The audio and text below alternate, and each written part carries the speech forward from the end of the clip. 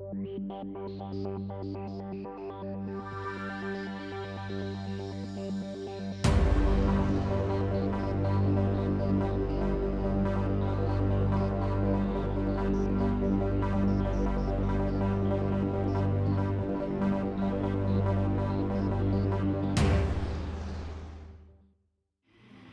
vais avoir effectivement l'occasion de vous parler d'un thème qui est important, qui est grave.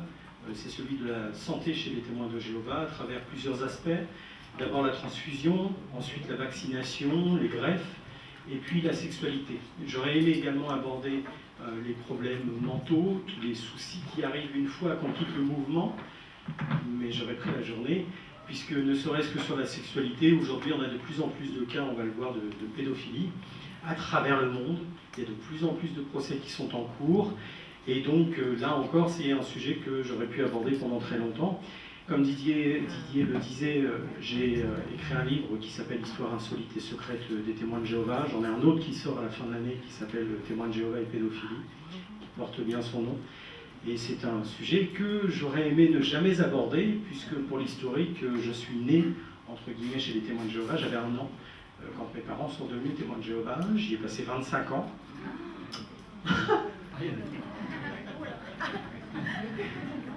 Et je me suis marié en février 2001, et en juin 2001, on n'y était plus. Donc ça fait un peu un choc pour tout le monde. Et depuis, bien évidemment, quand on quitte les témoins de Jéhovah, on perd tous ceux que l'on connaît, famille, etc. Voilà, je vois des têtes qui font oui. Beaucoup d'entre vous connaissent le phénomène parce que vous y avez été ou parce que tout simplement vous êtes dans la lutte contre les sectes. Et donc, depuis, eh bien, j'ai décidé de compiler l'ensemble des éléments qui m'auraient été utiles pour en sortir. C'est la raison pour laquelle j'ai sorti ce premier livre. Voilà, ça c'était pour me présenter. Donc, je vais pouvoir maintenant vous parler de ce problème à travers 3 points. D'abord, la transfusion sanguine. On va voir l'historique. La justification biblique, alors rassurez-vous, je ne vais pas faire de la théologie, etc. Je vais juste vous citer le verset de base pour expliquer l'ensemble de cette théorie qu'ils appliquent au quotidien. On va parler des morts, parce qu'il y en a en permanence, des études scientifiques et des associations en place, cette fois-ci mises en place par les témoins de Jéhovah. Deuxième aspect, nous parlerons des vaccinations, des greffes, avec là encore l'historique et la justification biblique. D'ailleurs, si vous trouvez une justification biblique au travers des 2 versets que je vais vous donner, n'hésitez pas à me la donner, parce que je ne l'ai toujours pas comprise, et je ne la comprenais pas dans le mouvement. Et puis ensuite, on parlera de sexualité. Alors, hors cadre du mariage, ça va être très rapide, dans le mariage, dans l'homosexualité, que pense-t-il de l'homosexualité, et puis de la pédophilie, qui sera le thème peut-être le plus long, après celui que l'on aborde tout de suite, donc de la transfusion sanguine.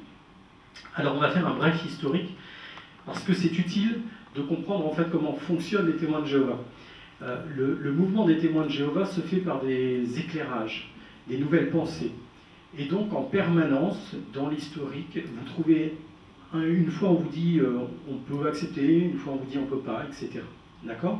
Donc brièvement, en 1924, il nous est parlé de l'utilité de la transfusion sanguine dans un périodique, le journal La Tour de Garde, qui est leur principal organe de presse, on va dire. Et ce journal présente une femme qui donne du sang à son enfant. Et là, il est expliqué que c'est un acte de bravoure, que c'est une belle chose. Rien d'autre. Rien d'autre jusqu'en 1945, avec la toute première interdiction. Cette interdiction, on la trouve là encore dans le journal La Tour de Garde, le 15 juillet 1945. Il est indiqué que la transfusion est interdite car c'est un acte païen et déshonorant Dieu. Toutefois, 4 mois plus tôt, il y avait le livre Consolation qui disait « Dieu n'a jamais publié de décret qui interdise l'emploi de transfusion sanguine. Servir Jéhovah d'un plein esprit ne signifie pas mettre son intelligence à l'index. Principalement lorsqu'il y va de la vie d'une personne humaine, cette vie étant d'une grande valeur pour Jéhovah. » Bon, 4 mois plus tard, on met son intelligence à l'index. 1961, on a la première peine qui est indiquée, c'est l'exclusion. Alors l'exclusion, qu'est-ce que c'est? Je l'ai rapidement dit. L'exclusion, c'est très simple. On indique à l'ensemble de la congrégation, donc du lieu de culte, eh bien, que la personne présentée, qui est présente, eh bien, on ne pourra plus lui dire bonjour, même lui dire bonjour. Si c'est votre enfant, si c'est votre parent, il est hors de question de lui parler, c'est strictement interdit. Donc à partir de 1961, passible d'exclusion. Dans le petit magazine « Le sang, la médecine et la loi de Dieu », il est indiqué que l'exclusion s'applique à la fois pour soi-même et pour ses enfants. C'est-à-dire que si vous avez un enfant de 3 ans qui est malade, qui a absolument besoin d'une transfusion de sang, si vous acceptez la transfusion de sang pour lui, vous êtes exclu. En 1963 et 1964, on parle des excès en tout genre, mais c'est vraiment en tout genre. Par exemple, il est demandé aux témoins de Jéhovah de contacter les fabricants d'aliments et de médicaments pour voir si la lécithine qu'ils utilisent est utilisée et en fait du sang ou du soja. S'il s'agit de plasma, ils ne peuvent les consommer, même si, dans le cas des médicaments, ceux-ci peuvent s'avérer indispensables. Donc à partir de 1945, on a des témoins de Jéhovah qui décèdent parce qu'ils refusent la transfusion de sang, et ensuite on en a qui décèdent parce qu'ils refusent les médicaments dans lesquels simplement il y a un peu de lécithine qui serait issue du sang. En 1964, c'est l'interdiction de transfusion pour les animaux de compagnie. Je vous donne tout de suite le verset de la Bible. L'Esprit Saint et nous-mêmes avons décidé bon de ne pas mettre sur vous d'autres interdictions que celle-ci, vous abstenir de ce qui est sacrifié aux idoles, et du sang, et de ce qui est étouffé, et de la fornication. Alors, les animaux de compagnie, je ne sais pas. Je ne sais pas. La même année, il est demandé aux fermiers de s'assurer que les fertilisants qu'ils utilisent ne contiendraient pas de sang. Les femmes doivent vérifier de leur côté que les cosmétiques qu'elles utilisent n'ont pas de sang de vache. Peut-être qu'à l'époque ça se faisait, je ne sais pas. 1974, l'interdiction, ce n'est pas seulement la transfusion de sang, mais également le sérum, puisqu'on le sait, le sérum, on utilise le sang pour trouver le moyen de guérir la maladie en urgence. À partir de cette année, le sérum est en fait interdit, ou plutôt, il est indiqué dans la publication, dans leur magazine, que c'est à la libre conscience de chacun. Sauf que les versets bibliques vous expliquent que de toute façon, il est hors de question de l'accepter. Mais c'est quand même à votre libre conscience. Et puis, en 1964, peut-être le plus grave, le secret médical n'existe plus. Et cela s'applique toujours aujourd'hui. Si un témoin de Jéhovah est infirmier ou médecin, que l'un de ses patients témoins de Jéhovah reçoit une transfusion, le médecin ou l'infirmier se doit de se rendre auprès des dirigeants de la congrégation pour leur indiquer « celui-là reçoit du sang, il faut l'exclure ». Il n'y a plus de secret médical chez les témoins de Jéhovah. Et c'est toujours le cas aujourd'hui. Dans ce cas, attention, je fais attention à ce que je dis, ils font beaucoup de procès. Ensuite, 1982. 1982, c'est intéressant parce qu'on commence à avoir toutes les exceptions que l'on retrouve aujourd'hui. Alors, la première exception, c'est le fait que la transfusion de sang totale est interdite, mais que l'albumine, qui est une partie du sang, est maintenant acceptée. Par contre, vous vous souvenez peut-être un peu du verset biblique d'avant, l'utilisation de sangsues dans le cadre d'une procédure médicale est interdite. Encore, je ne sais pas. Et il n'y a pas d'autre explication. De toute façon, il faut accepter les choses telles qu'elles sont indiquées dans les publications, sinon c'est l'exclusion. En 1989-1990, on est sur un oui mais non. Et puis oui mais non, encore par la suite, jusque dans les années 2000. Alors, la transfusion autologue, c'est le fait d'avoir le sang qui quitte son corps, qui peut être nettoyé et réinjecté quasi immédiatement. La transfusion autologue est autorisée à partir du 1er mars 1989 dans leur publication. En 1990, la transfusion autologue est interdite. En 1997, dans le journal Les Témoins de Jéhovah, la vie, le sang, il nous est apporté plein de nuances. D'abord, il est marqué qu'il faut s'abstenir du sang total. Ça ne change pas. Il faut s'abstenir aussi des concentrés plaquettaires, des concentrés leucocytaires et du plasma. Et on a le libre choix pour chaque fidèle concernant l'albumine, les immunoglobulines, l'antithrombine et les facteurs de coagulation. Il est également acceptable cette année-là la transfusion autologue. On y retourne. Le 3 juillet 1997, le Consistoire national des témoins de Jéhovah, donc pour la France, donne la position officielle de la secte. Jean-Marie Boccaer, le président, dit « Ceux qui respectent la vie et voient en elle un don du Créateur n'essaient pas de la prolonger en absorbant du sang. » Bref, c'est parce que j'aime la vie que je veux mourir, c'est un peu ça l'idée. Et il y a une nouvelle affirmation cette année-là de toute transfusion sanguine autologue. Donc oui, mais non, à nouveau. Et depuis, eh bien, la transfusion de sang complet est toujours interdite, mais les procédures de sang autologue sont autorisées. On y retourne. Alors, qu'est-ce que c'est le sang? Les témoins de Jéhovah n'ont strictement pas le droit d'avoir une transfusion de sang complet. Ils n'ont absolument pas le droit d'avoir du plasma. D'accord? Qu'est-ce qu'il y a dans le plasma? Alors le plasma, c'est 55% du sang. Dans le plasma, on trouve 91,5% d'eau. A priori, ils ont le droit de prendre de l'eau. A priori. 7% de protéines. Qu'est-ce qu'on a dans les protéines? On a, entre autres, des albumines, c'est autorisé. Des globulines, c'est autorisé. Des fibrinogènes, c'est autorisé. Le reste du plasma, c'est du gaz, des vitamines, des déchets. D'accord? Donc en fait, sur le plasma qui fait 55% du sang, ils ont le droit de recevoir par fraction 98,5% du plasma. Le sang, c'est 40% de globules rouges. Qu'est-ce que c'est les globules rouges? Alors les globules rouges, évidemment, sont interdits. Les globules rouges, c'est 35% d'hémoglobine, ça c'est autorisé, 2% d'hémine, ça c'est autorisé, et 63% d'autres substances. Donc sur les globules rouges qui sont interdites, eh bien là encore, on a 37% qui sont acceptés à partir du moment où c'est bien différencié de tout le reste. Le sang, qu'est-ce que c'est? Eh bien c'est 3% de globules blancs.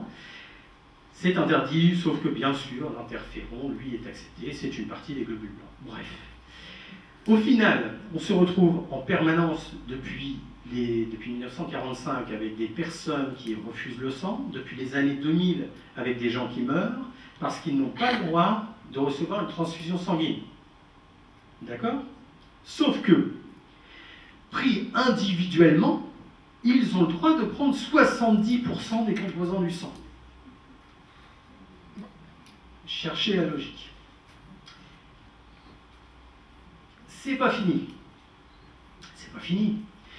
La tour de garde de juin 1990 disait: chez la femme enceinte, un mécanisme actif assure le transfert d'une certaine quantité d'immunoglobulines provenant du sang de la mère dans le sang du fœtus. Ce transfert d'anticorps s'opérant au cours de toutes les grossesses, les nouveau-nés sont naturellement plus ou moins immunisés contre certaines affections. Un chrétien peut prendre en considération, oui, il s'appelle chrétien entre eux, peut prendre en considération le fait que les fractions protéiniques du plasma passent naturellement du système vasculaire d'un individu à celui d'un autre fœtus, lorsqu'il doit décider s'il va accepter ou non des injections d'immunoglobulines, d'albumine ou d'autres fractions plasmatiques. Certains se diront peut-être qu'ils peuvent les accepter en toute bonne conscience. D'autres penseront qu'ils ne le peuvent pas. C'est à chacun de trancher personnellement cette question devant Dieu.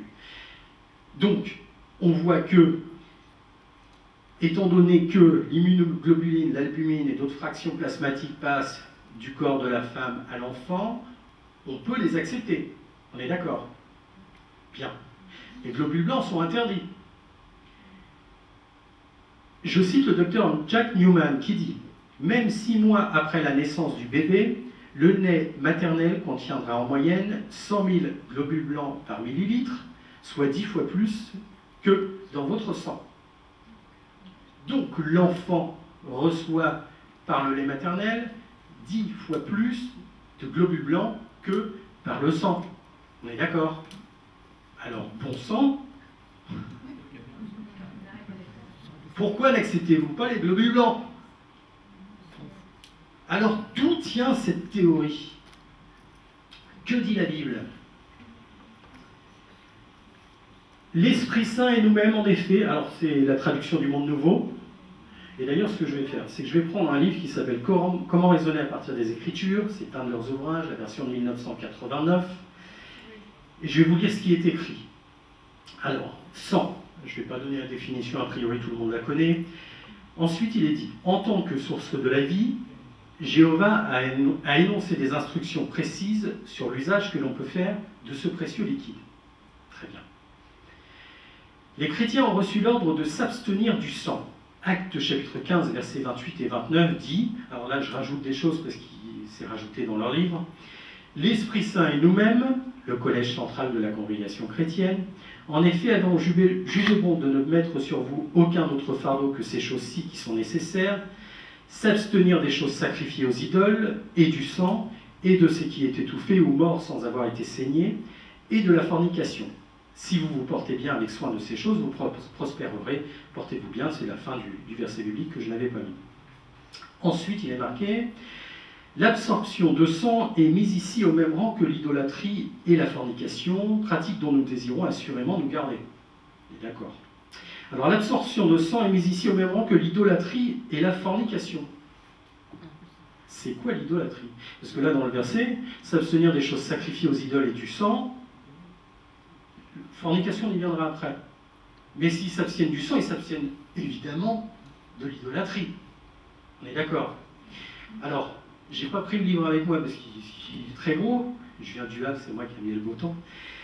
Le livre Études perspicaces des Écritures, page 1163, je crois, jusqu'à la page 1167, nous parle de l'idolâtrie. C'est marqué. Le point de vue sur l'idolâtrie. Les serviteurs fidèles de Jéhovah ont toujours eu les idoles en aversion. Les Écritures désignent souvent les faux dieux et les idoles. Par des termes méprisants, ils sont sans valeur, horribles, honteux, détestables, immondes. Et il est dit, parfois, l'acte d'idolâtrie consistait à dresser une table et à y disposer de la nourriture et de la boisson pour les faux dieux. Alors offrir des libations, des gâteaux sacrificiels et de la fumée sacrificielle, et à pleurer à l'occasion de certaines cérémonies religieuses, etc. Bien, l'idolâtrie, c'est donc le fait d'adorer des faux dieux, ou de faire des sacrifices rituels, des abattages rituels, par exemple, à des faux dieux. Bon, c'est quoi un faux dieu? Réveillez-vous de février 2006 dit « Les Écritures contiennent des mises en garde rigoureuses contre le fait de vouer un culte à tout autre Dieu que Jéhovah. » Bon. Donc les faux dieux, a priori, c'est eux. La tour de garde du 1er juin 2009 dit également « Les hindous adorent une multitude de divinités, tandis que les bouddhistes ne conçoivent pas Dieu comme une personne. Tout comme l'islam, les églises qui se réclament du christianisme enseignent qu'il n'y a qu'un seul Dieu. Cependant, la grande majorité de ces églises le présentent comme une trinité. Même d'une église à l'autre, les doctrines varient sensiblement, etc. Par ailleurs, les protestants entre eux ne parviennent pas à se mettre d'accord sur la question de l'homosexualité. Ils parlent également des juifs, enfin bon. En toute logique, des religions dont les doctrines sont aussi contradictoires peuvent-elles mener au vrai Dieu? Difficilement. Elles ne peuvent que plonger dans la confusion ceux qui cherchent à savoir qui est Dieu et ce qui attend des croyants. Qui sont les faux dieux? C'est les dieux de toutes les autres confessions religieuses. On est d'accord? Bon, je ne sais pas si vous voyez où je veux en venir. Mais leur verset dit que il faut s'abstenir des choses sacrifiées aux idoles et du sang. Ils s'abstiennent du sang, partiellement, mais bon, surtout qu'ils n'aillent pas plus loin. Mais l'abattage rituel, c'est quoi? Est-ce que c'est pas, selon eux, quelque chose qui est sacrifié à un faux dieu? Je vais prendre le halal, ce qu'on appelle la dabeya, la méthode d'abattage rituel, dans une encyclopédie en ligne que vous connaissez. Il nous est dit que c'est la méthode prescrite par la loi islamique concernant l'abattage de tous les animaux, à l'exception des animaux marins. Il doit être réalisé par un musulman en invoquant le nom d'Allah, en disant « Bismillah, Allahu Akbar ». Cette méthode consiste à utiliser un couteau, enfin je passe les détails. On est d'accord. Et l'animal est traditionnellement orienté vers la Qibla, c'est-à-dire la Mecque. bien que cette dernière condition ne soit pas acceptée par certains. Dans cette logique, la viande cachère est halal, puisque chez les juifs, l'animal est abattu dans les mêmes conditions. S'abstenir des choses sacrifiées aux idoles et du sang. 25 ans chez Témoin de Jéhovah. Je peux vous garantir que Domino's Pizza, j'en ai mangé. Que Quick, j'y suis allé. Que chez Flunch aussi. Que KFC aussi. Et que les kebabs, j'ai toujours adoré ça. Mais on n'est pas sur des choses sacrifiées aux idoles? Alors je recommence, mais bon sang. Quand même. Ça m'est venu il y a 15 jours. J'ai réalisé cet aspect-là. Parce que si vous demandez à un témoin de Jéhovah, c'est quoi des choses sacrifiées aux idoles? Ça n'existe plus. Pourtant, c'est bien le principe, c'est bien l'idée. On est d'accord?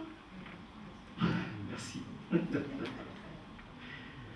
Alors, après ceci,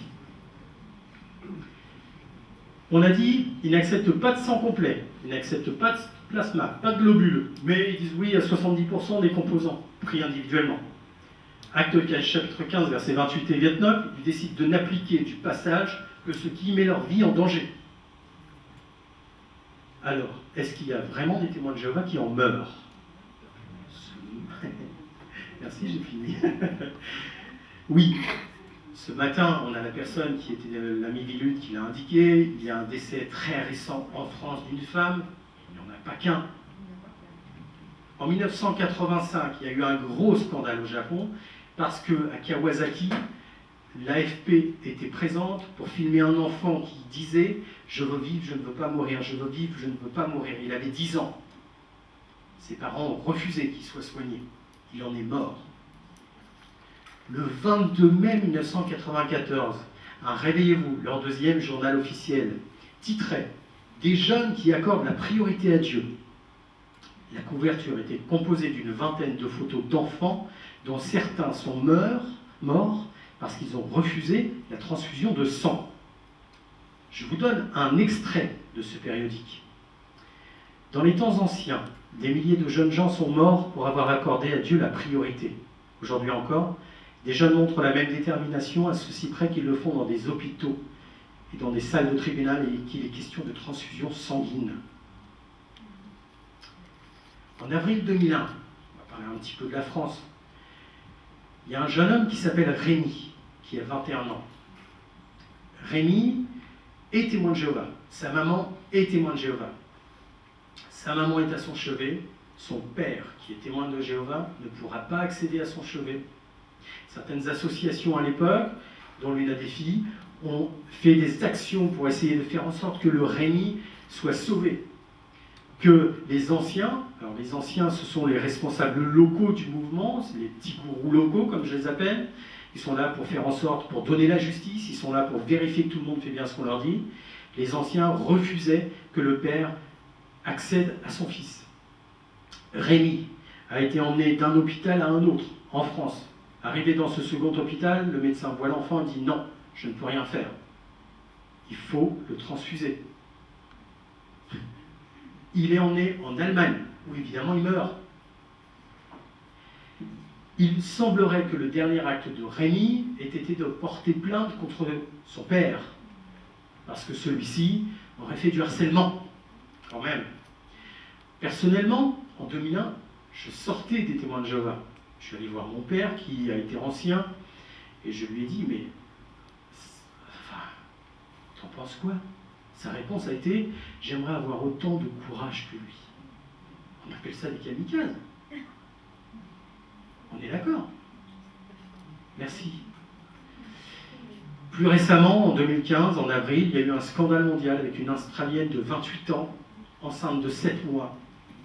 Elle a une leucémie, la mère. Elle a absolument besoin d'une transfusion de sang. Elle la refuse. Elle et le fœtus sont morts. Évidemment. Alors, malheureusement, ce ne sont pas les seuls cas. On va s'arrêter là, parce qu'on n'aurait pas le temps, puis qu'ensuite, il y a quand même des choses plus édifiantes. Je vais vous donner quelques études scientifiques. En 1999, selon un médecin français, il y avait à l'époque 15 témoins de Jéhovah qui décédaient chaque année en France pour refus de transfusion sanguine.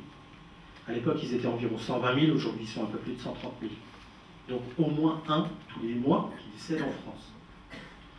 En 2000, une étude clinique réalisée démontre que par le refus de transfusion sanguine, le taux de mortalité chez les femmes témoins de Jéhovah qui accouchent est 44 fois plus élevé que chez les autres populations.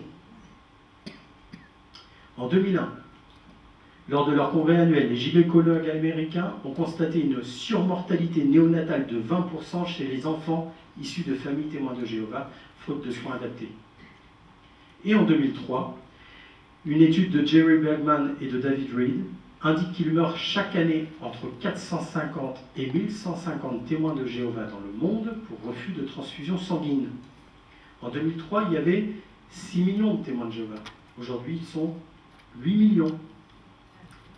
Si on fait un ratio, aujourd'hui, il y aurait un témoin de Jéhovah qui meurt, selon l'estimation la plus basse et la plus haute, entre toutes les 6 et toutes les 15 heures à travers le monde.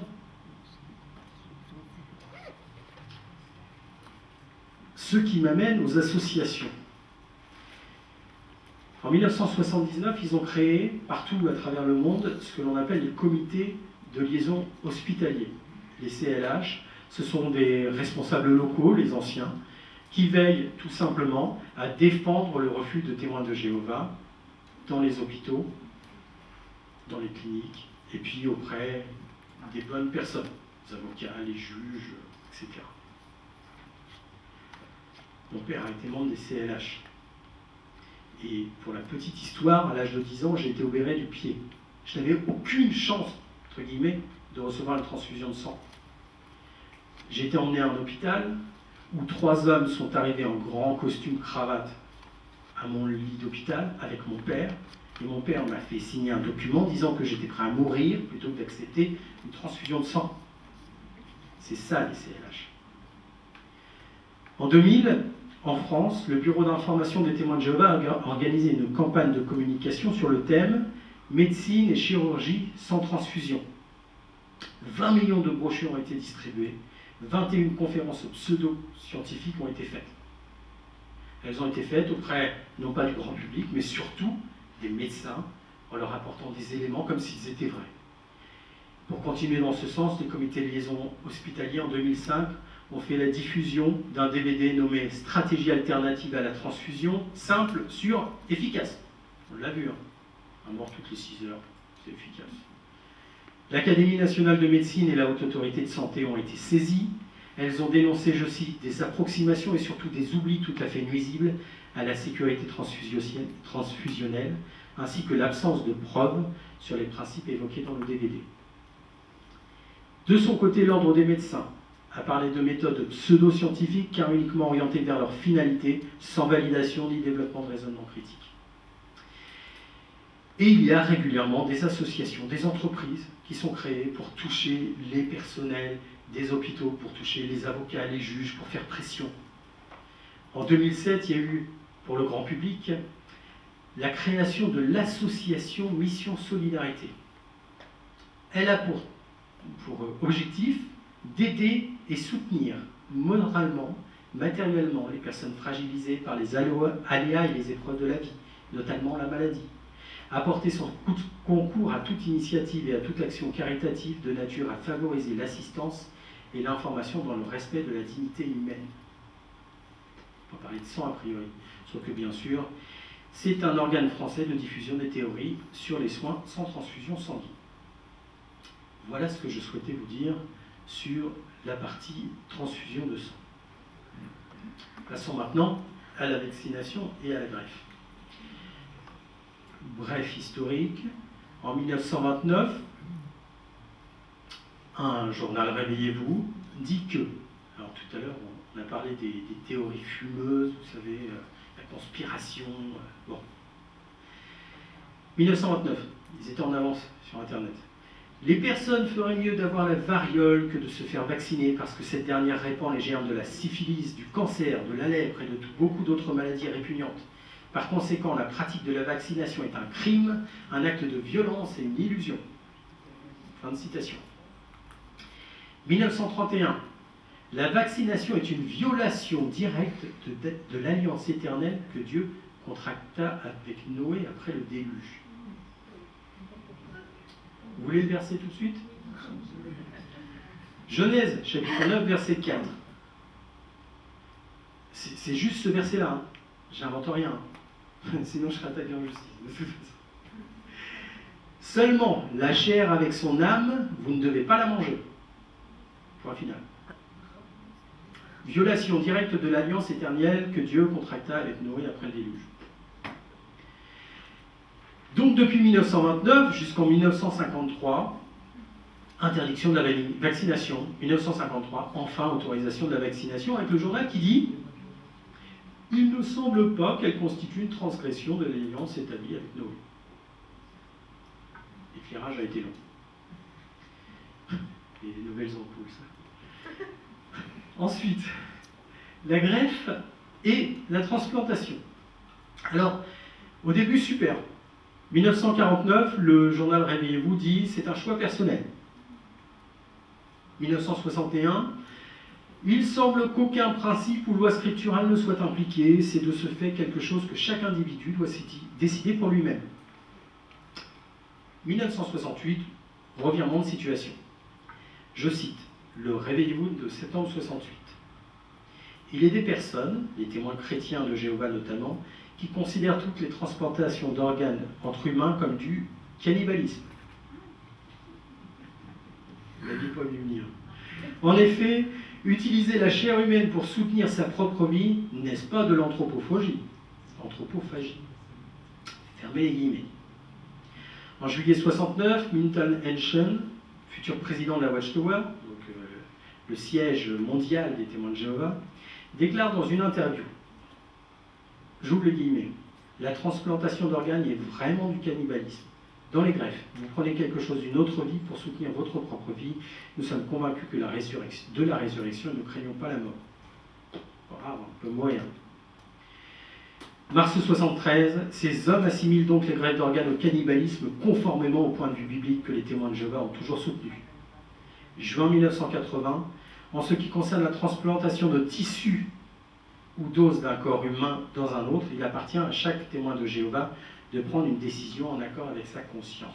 Enfin, depuis 1980, après qu'il y ait eu les morts, depuis 1980, autorisation de la transplantation de tissus ou d'os dans un corps humain. Je vais vous reparler vite fait de la transfusion de sang. Bon, on a vu auparavant que les témoins de Jéhovah refusent les globules rouges, les globules blancs, tout ça. On retourne sur les globules blancs. 2 à 3% des globules blancs se trouvent dans nos veines. La quasi-totalité des globules blancs sont dissimulés dans les tissus du corps humain. Bon sang, je recommence, non? Le témoin de Jéhovah, lorsqu'il reçoit une greffe, il reçoit beaucoup plus de globules blancs que par la transfusion. Et bien alors. Alors que dit la Bible? C'est intéressant aussi. Le verset qui leur a servi pendant autant de temps de laisser des gens mourir dit « Moi, Jéhovah, je scrute le cœur, j'examine les reins, oui, pour rendre à chacun selon ses voies, selon le fruit de ses manières d'agir. » Bon. C'est vrai que si on se fait transplanter le rein de quelqu'un d'autre, quand Dieu regarde nos reins, et c'est celui de quelqu'un d'autre, on lui ment, quoi. Enfin,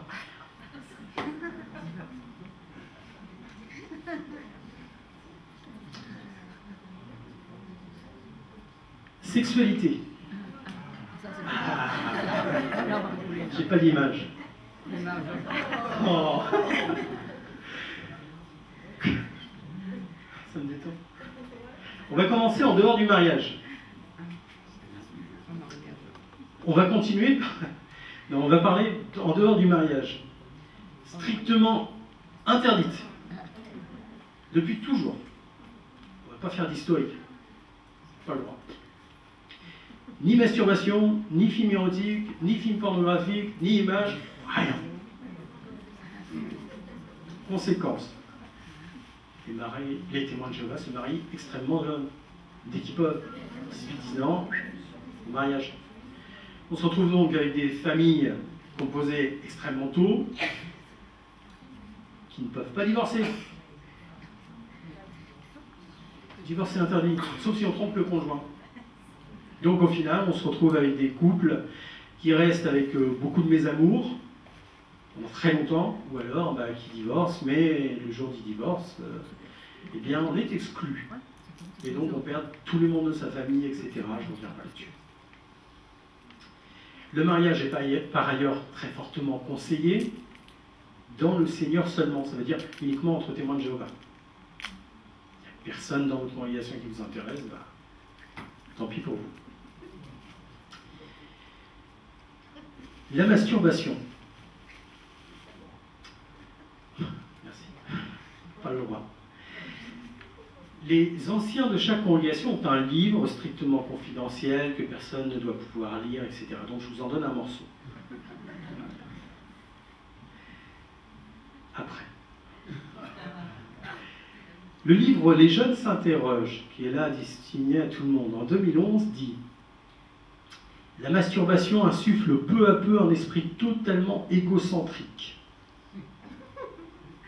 Mieux, il y a un des ouvrages, je n'ai pas retrouvé le nom, malheureusement, un des ouvrages, je me souviens, anecdote très vite, seule fois où mon père m'a parlé de sexualité, j'avais 9 ans. Il me dit, Alexandre, on a parlé. Est-ce que tu te touches parfois le sexe? Ah ouais, là, enfin, sauf que ça, je ne l'ai pas dit. Et donc, il m'a sorti un livre dans lequel il est expliqué que la masturbation, je ne savais pas ce que c'était. La masturbation amène à l'homosexualité. C'était le titre du chapitre. Point final pour l'éducation.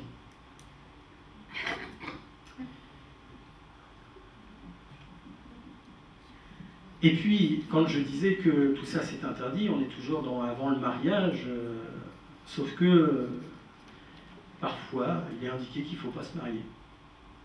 1941, j'ai pris le plus vieux que j'ai trouvé. 1941. Le livre qui s'appelle « Enfant » dit, entre guillemets, « Pourquoi ne reverrions-nous pas notre mariage jusqu'au jour où une paix durable sera installée sur la terre ? Restons libres et disposés à servir le Seigneur. Quand la théocratie aura été pleinement établie, ce ne sera plus une charge que d'avoir une famille. » 1941.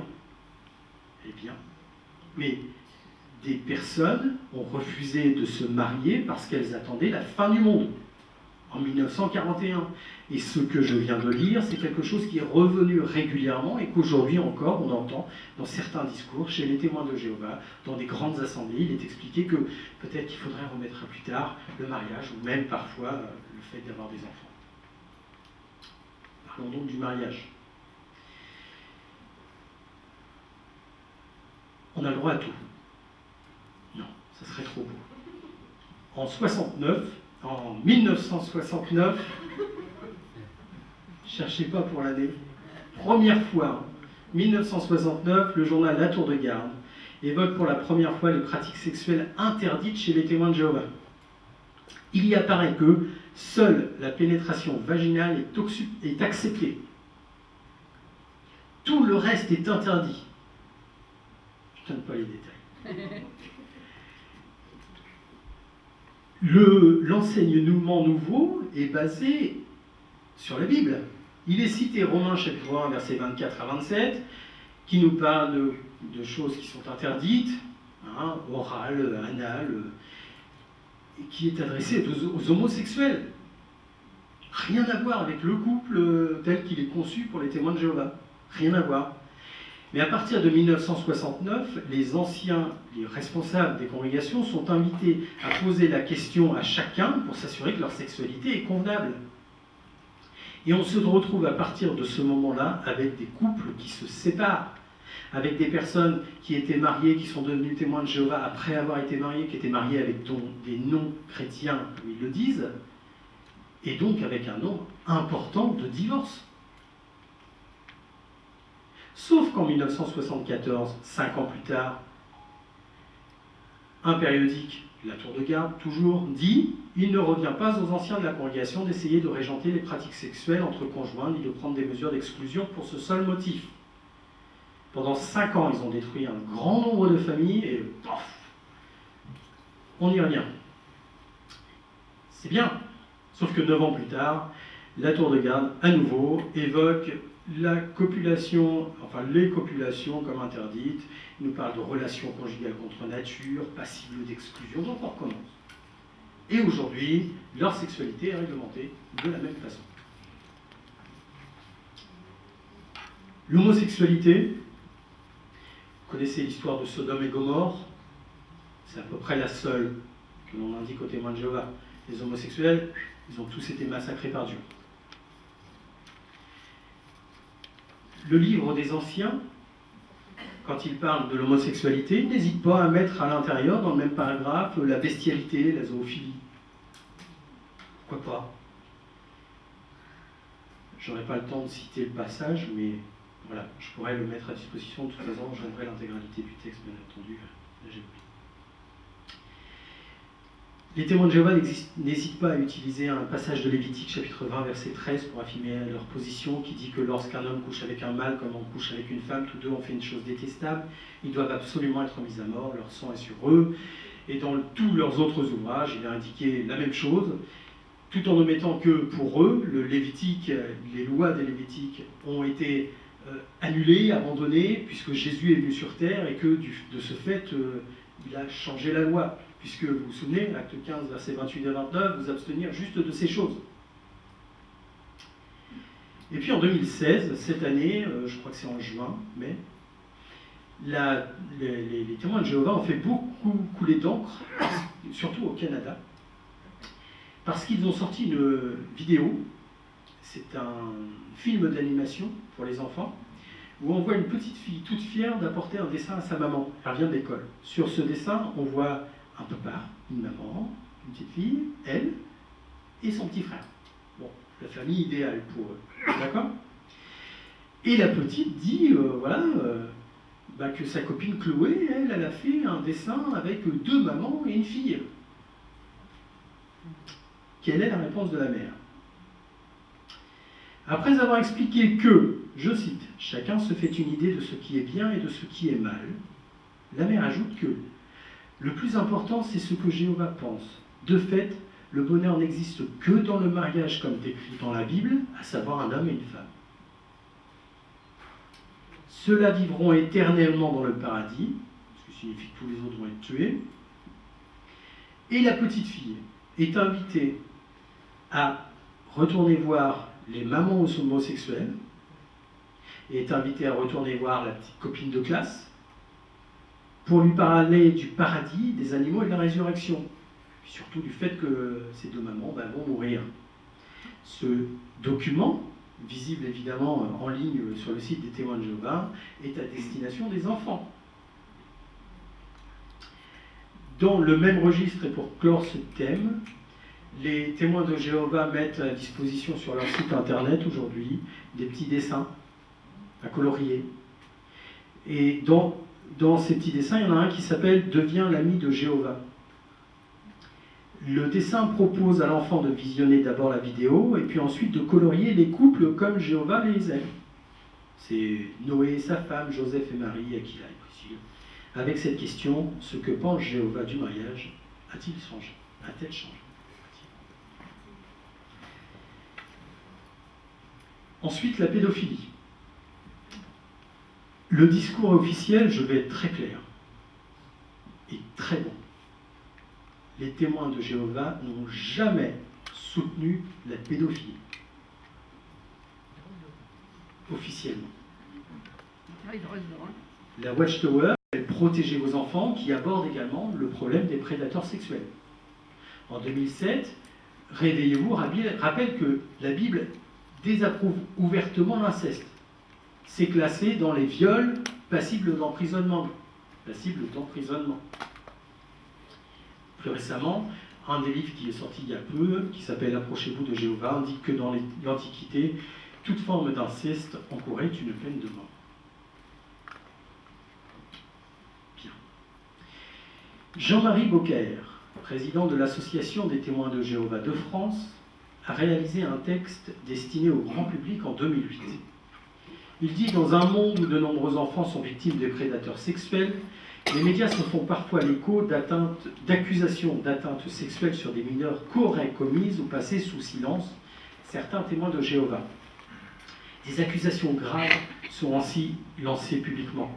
Elles aboutissent quelque peu à jeter le discrédit sur toute une communauté de croyants.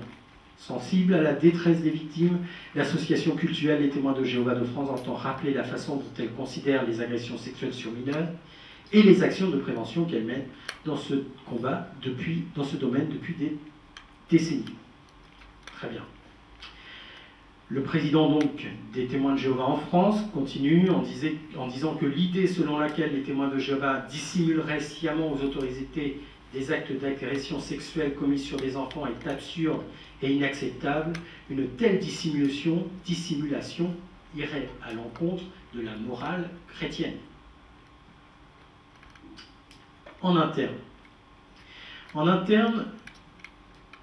entre autres, on a un courrier de la Congrégation chrétienne des témoins de Jéhovah à toutes les congrégations belges, en 1995, qui dit « Quand un membre de la congrégation est accusé d'avoir agressé un enfant, les anciens doivent immédiatement entrer en relation avec le service juridique de la société.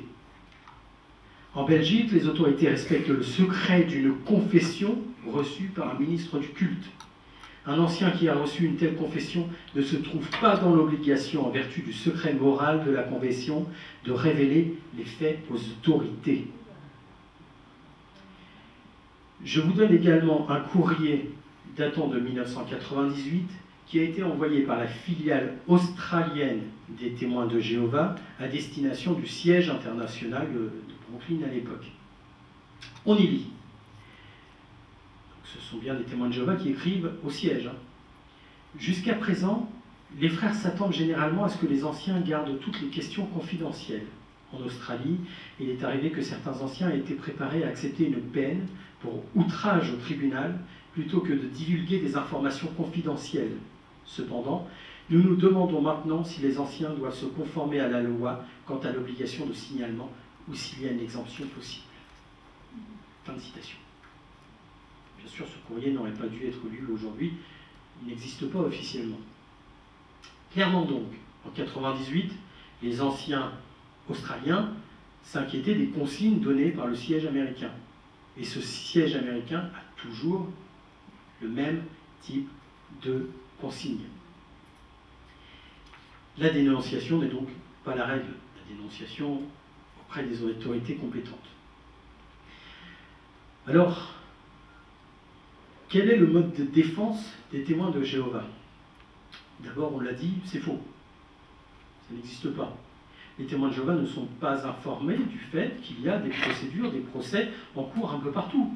Ils ne savent pas qu'en Australie, il y a plus de 1000 pédophiles témoins de Jéhovah qui ont été jugés par une cour australienne royale.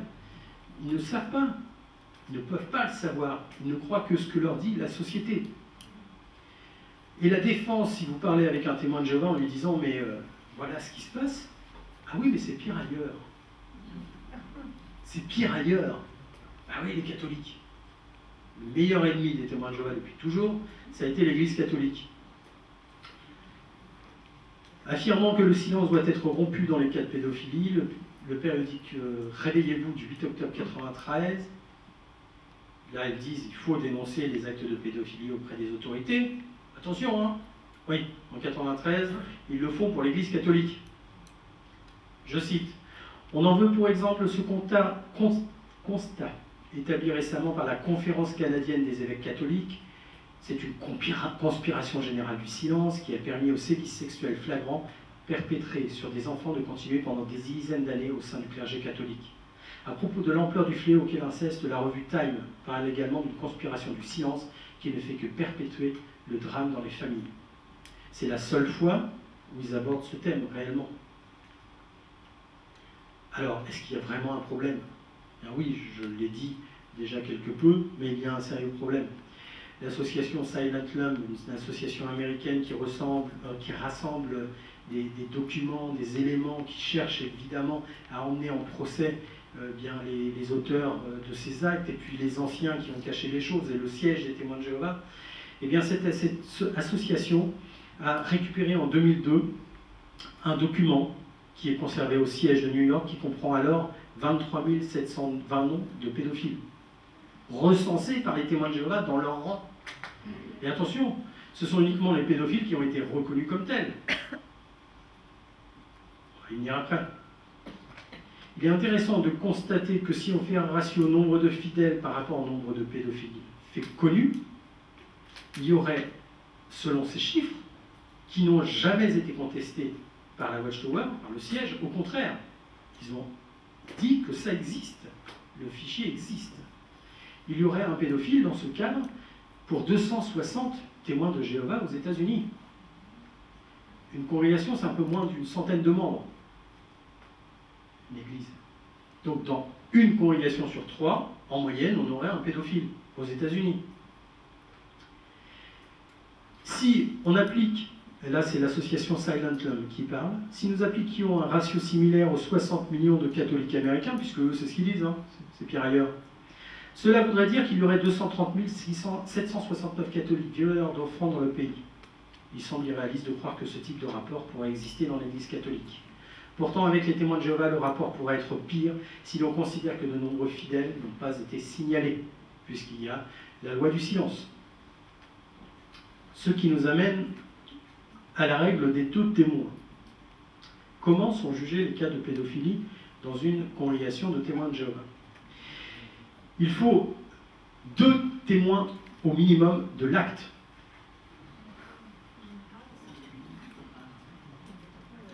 C'est-à-dire qu'un enfant qui a été violé par un adulte, il faut que 2 personnes aient assisté à l'acte. C'est impossible. C'est impossible. On est d'accord? Regardez ce que dit « Prenez garde à vous-même et à tout le troupeau ». Le livre des Anciens. Il doit y avoir 2 ou 3 témoins oculaires. Il ne doit pas s'agir de personnes qui répètent simplement ce qu'elles ont entendu dire. Aucune décision ne peut être prise s'il n'y a qu'un témoin. La confession, aveu de transgression, écrite ou orale, peut être acceptée comme preuve concluante sans qu'il soit nécessaire d'en apporter d'autres pour la confirmer. Si celui qui a violé un enfant reconnaît qu'il l'a fait, là, il peut être jugé par la congrégation. C'est toujours dans les livres. On accepte de graves présomptions telles qu'une grossesse ou des faits confirmés par moins de 2 témoins, indiquant que l'accusé a passé toute la nuit dans des circonstances anormales dans la même maison qu'une personne de l'autre sexe. Poursuivant sur le thème des 2 témoins de l'acte impur, le livre indique: y a-t-il des preuves suffisantes fournies par 2 témoins ou autrement pour établir que l'accusé est bien coupable d'un péché grave? Dans tous les cas, il ne peut pas y avoir de jugement interne du procès, du pédophile présumé, sauf s'il y a 2 témoins du péché, soit par la confession du péché. C'est impossible. On est d'accord? Mais ils le disent. Réveillez-vous du 8 octobre 1993 affirme, je cite, « Les pédophiles agissent dans le secret. Ils exploitent la confiance des enfants et emploient des tactiques d'adultes avec des innocents. Inévitablement donc, certains semblent échapper aux conséquences de leurs crimes répugnants. » Ils le reconnaissent eux-mêmes. Oui, le petit peut le dire, le petit. Le petit peut le dire, mais il n'y a pas de témoin. Alors comment est-ce que c'est jugé en interne? Mais ça se voit. 5 minutes, merci. Comment est-ce que c'est jugé en interne? Eh bien c'est très simple. Il y a un tribunal. C'est-à-dire que tout à l'heure je disais que les anciens avaient la fonction de juge. D'accord? Donc 3 hommes, reçoivent l'enfant et lui posent des questions. 3 hommes d'une 50aine d'années reçoivent l'enfant de 4-5 ans et lui posent des questions. Je ne vous cite pas les questions, mais c'est sur ce qui s'est réellement passé, avec des détails, avec... Voilà. Ça ne peut pas être enregistré. Aucune femme ne peut être ancien, il n'y a que des hommes, et il ne peut pas y avoir de témoin de cette allocution. L'enquête est en cours, et si l'enfant dit quelque chose que l'adulte dit c'est pas vrai, il ne peut rien être fait. S'il n'y a pas de témoin au minimum, rien ne peut être fait. Si la personne reconnaît les faits, elle peut se repentir. Si elle affiche un repentir sincère, dans ce cas, elle reste un témoin de Jéhovah. Mieux que ça. Aucun membre de la congrégation n'est informé de ce qui s'est passé. Dans le cadre de la prédication, vous savez, quand ils viennent frapper à vos portes, l'adulte pédophile peut être accompagné d'enfants. Pourquoi pas? Quand on parle des deux témoins, c'est pour une affaire. On a des cas de pédophiles aux États-Unis, par exemple, avec un ancien qui a été pédophile pendant de très nombreuses années, qui a touché un enfant, pas de témoin. Un autre enfant, pas de témoin. Un autre enfant, pas de témoin. Et il a fait ça en permanence. Jamais à aucun moment il n'a été dit aux autres, attention, il a changé de congrégation, il a recommencé, il a rechangé, il a recommencé. Évidemment. L'association Silent Lamb parle du paradis des pédophiles. Ce n'est pas pour rien. Je vais écourter. Et puis, alors, donc, brièvement, donc, la culture du secret, c'est très simple. Ce n'est pas dit de l'estrade. La personne est exclue, les autres n'ont pas à savoir pourquoi elle est exclue, parce qu'elle peut revenir. Vous pouvez être exclu, et puis décider de revenir, de présenter un repentir sincère auprès des mêmes personnes, et hop, vous êtes réintégré. Vous pouvez recommencer si vous voulez, c'est pas grave. Vous pouvez être exclu, revenir, enfin, pas de souci. Ne pas jeter l'opprobre sur la congrégation, c'est leur expression. Ça signifie tout simplement que, eh bien, il faut éviter les actes en justice entre témoins de Jéhovah. Vous avez le discours officiel qui est « oui ». Le livre des anciens dit que vous pouvez, si ça arrive, aller voir, enfin, les anciens n'ont pas le droit d'interdire à un parent de se rendre auprès des autorités de la police, de la justice, d'accord? Mais à côté de ça, il y a des passages de leur livre qui disent que, attention, si vous allez voir la police pour attaquer un autre membre de la congrégation, des mesures peuvent être prises contre vous. Les adultes peuvent être exclus, pourquoi pas? Parce que leur enfant est allé, ils sont allés avec leur enfant porter plainte contre un autre membre de la congrégation. Pourquoi pas? L'anonymat, lorsqu'un ancien décide quand même de contacter les autorités, parce que parfois dans certains pays c'est vraiment une obligation, eh bien parfois le siège les invite à le faire, mais de manière anonyme. Ils le font donc depuis une cabine téléphonique. C'est ce que demande la Watchtower, le siège. Ils le font d'une cabine téléphonique. Inutile de dire que ça va totalement à l'encontre de la procédure d'instruction, puisque, bonjour, lui c'est un pédophile. Ok. On ne connaît pas les victimes, rien du tout. Vous pensez que la personne va dire oui, oui, non, bien sûr que non. Et puis l'appartenance discrète. Les témoins de Jéhovah, vous le savez, ont l'obligation de dire en permanence qu'ils sont témoins de Jéhovah.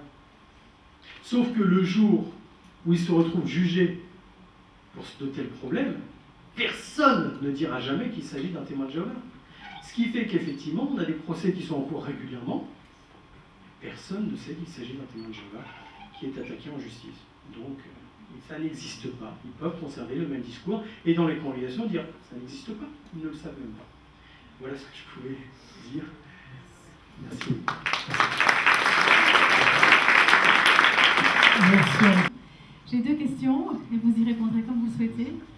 Un, pourquoi êtes-vous sorti des témoins de Jéhovah? Et deux, est-ce que vous avez tourné complètement le dos à tout ce que vous avez connu pendant 25 ans ou est-ce qu'il vous reste encore certaines choses de positives, je dirais voilà. 15 secondes. Je me l'accorde. 15 secondes. Sorti des témoins de Jéhovah parce que j'ai découvert tout ce qui était autour. Tout simplement. Le livre que j'ai écrit, Histoire insolite et secrète des témoins de Jéhovah, c'est très simple. Quand je suis sorti, j'ai découvert énormément de choses. Pendant des années, ces choses, je les ai cumulées.